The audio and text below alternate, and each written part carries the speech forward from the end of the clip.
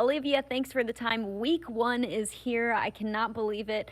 Bills at home against the Jets. It's the 14th time these two have faced each other in a season opener. It's the most since 1960, quite a few times. But this Jets-Bills matchup has so many storylines, and there's quite a few Jets storylines also that came out of camp. You know, Sam Darnold in year 3. You add Denzel Mims. You guys have Mekhi Becton. In your eyes, what is the biggest storyline that came out of Jets training camp? Well, Maddie, first of all, good morning. Thank you guys so much for having me. I would say the biggest storyline that came right before training camp that really rocked the football world was when the Jets traded safety Jamal Adams all the way out to the Seattle Seahawks, one of the top safeties in the league, one of the best defensive players on the Jets defense. So I think that first and foremost kind of rocked the Jets a little bit. That was the biggest storyline heading into training camp.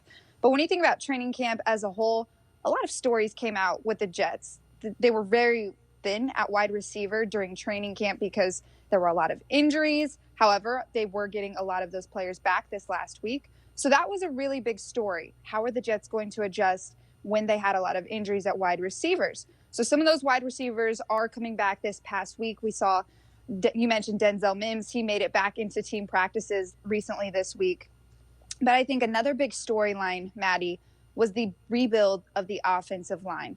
4 new starters along that offensive line, 5 faces that you didn't really see too much. But throughout training camp, that was one of the biggest stories because GM Joe Douglas, heading into this season, said one of the main things he wanted to work on was rebuilding an offensive line for Sam Darnold, and he did just that. Yeah, when you look at that offensive line, so many new faces, such a rebuild. They went into the offseason, adding to the offensive line in free agency. You got center Connor McGovern, and then you added with the 11th pick overall Mekhi Becton, that mountain of a man, 6'7", 364 pounds. I can't believe it. What are the expectations for this offensive line? Because last year, Sam Darnold didn't get too much protection. So are the expectations pretty high for this group, or is there an understanding it's going to take a couple years for them to truly mesh together? I think it's a mix of both, Maddie. I think for sure there are very high expectations, as there should be when you're playing at the level of the NFL. There should be high expectations. However, I do think that coaches and everybody understand it's going to take a little while for this group of guys in particular to build some chemistry, especially being on the offensive line. It's such an incredibly important position to protect the quarterback, and a young quarterback at that in Sam Darnold. So I think the fact that there are 4 new faces along the offensive line, it's going to take a little while to build that chemistry. But Adam Gase, Joe Douglas, they both seem very confident that this group in particular has done the work and put in the work to build that chemistry. They're very confident that come week 1, when they face the Bills, you're going to see some of that chemistry on the field. And it's funny that you said, Mekhi Becton, a mountain of a man, because one of his famous nicknames is Mount Becton. So a very large human being on the offensive line, which is exactly what the offensive line needed.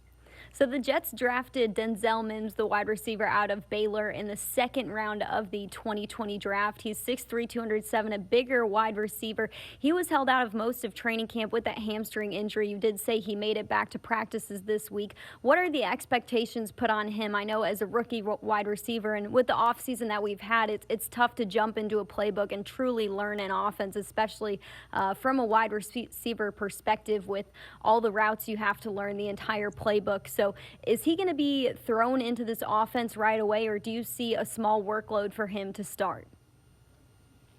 It's tough to say exactly if he's going to be thrown into the game in week 1, but the Jets did release an unofficial depth chart, and he's right there at number 2, right behind wide receiver Brashad Perriman.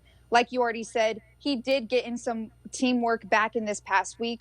He missed all of training camp due to that hamstring injury. And it's hamstrings, that's a tough injury to come back from because each player, each individual heals at a different rate. So it's not one that you can push, which is what head coach Adam Gase said all of training camp. He didn't want to push him. One thing that's really interesting that Adam Gase did mention about Denzel Mims is he said, being a rookie, one of the toughest parts is learning that playbook. Like you said, that's one of the hardest parts when transitioning from college football into the NFL is learning an offensive scheme, memorizing a playbook, trying to understand the language. So I think he is going to have to ease him. They are going to have to ease him physically back into the game. but he's been taking team reps all week. He was integrated back into it. So I think you will see some of him.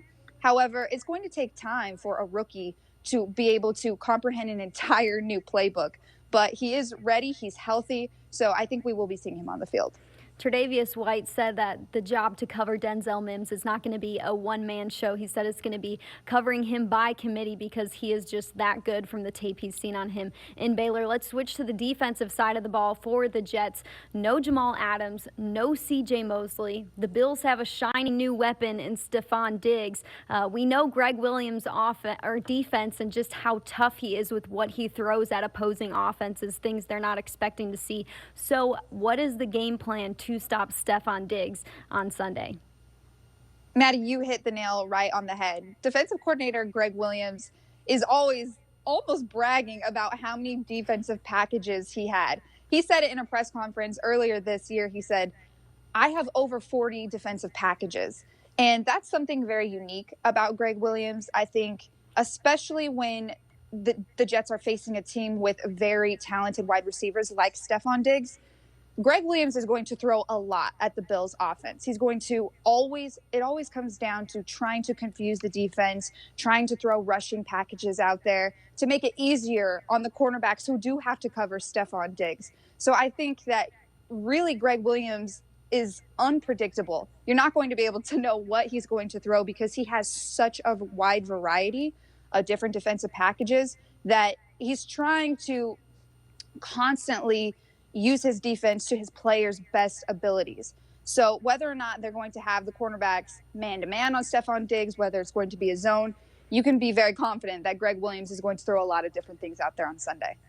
Jets quarterback Sam Darnold probably didn't have the season he wanted last year. Getting mono, it seems like he didn't really get into a swing of things until later in the season. The Jets did win 6 of the 8 last games to finish out the 2019 season, but heading into his third year as a quarterback, plenty of expectations put on him as well as Josh Allen.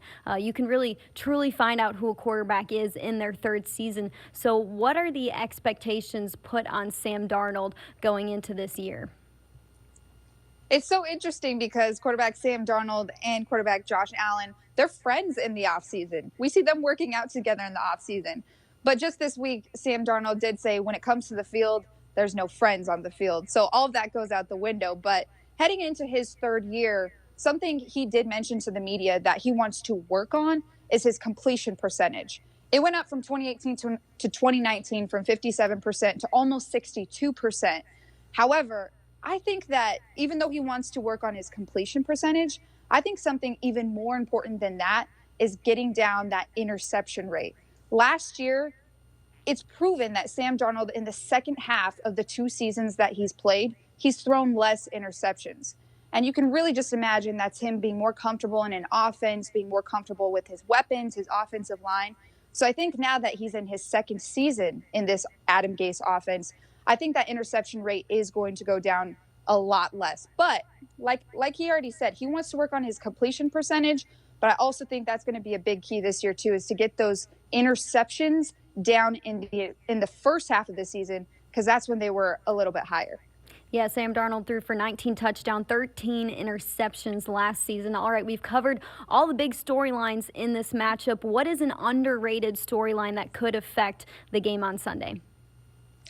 Underrated storyline and player, you guys are familiar with him, running back Frank Gore. He's so interesting because 37 years old, in his 16th season. You guys had him over there in Buffalo last year, but he was speaking to the media earlier this week, and he was saying how he still has the love for the game. He's still healthy. He was out there during training camp, and head coach Adam Gase was praising the fact that he's still acting like he's a rookie. That's how excited he is to be out here in training camp. So I think he is an underrated story here that could have a positive effect on the game on Sunday, because it's no secret that running back Le'Veon Bell is the starting running back.